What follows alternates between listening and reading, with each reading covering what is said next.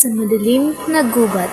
Bubukas ng awit, iginuhit ang isang tagpo ang itik sa karamlan at kasintakan. Isang gubat na madilim, matinik at tunay na nakakatakot. Bumabalot sa kapaligiran ang matinding lungkot at kabiguan na lalong pinatindi ng mga naglalakihang punong kahoy.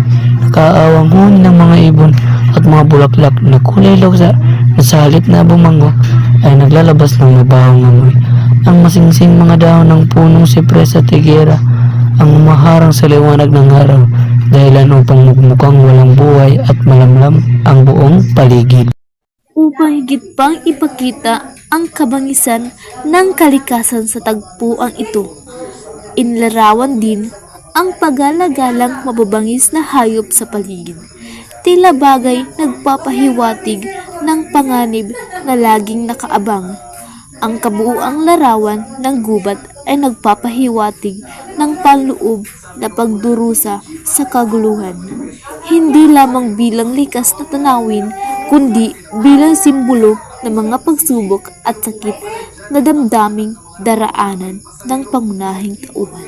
Ang madilim gubat na mapanglaw, dawag na matinik ay walang pagitan, halos naghihirap ang kaifebang silang dumalaw sa loob ng lubhang masukal. Malalaking kahoy ang inihahandog, pawang dalamhati, kapihasat, lungkot, huni pa ng ibon ay nakalulunos sa lalong matimpit nagsasayang loob. Tanang mga bagay na naninilipit sa sanga ng kahoy ay balot ng tinik, may bulo. Ang bungat nagbibigay sakit sa kanino pa mang sumagit malapit.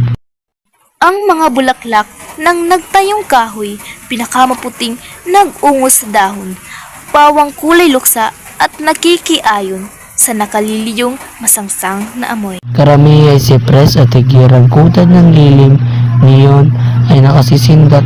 Ito'y walang bungat, kahoy malalapad, nakadidilim sa loob ng gubat. Ang hayop pang dito'y gumagala, karamihay siyerpet basilisko'y madla. Hiyan at tigring ganid na nagsisila ng buhay ng tao't daiging kapwa. Ito'y gubat mandi sa pinto'y malapit ng Averno.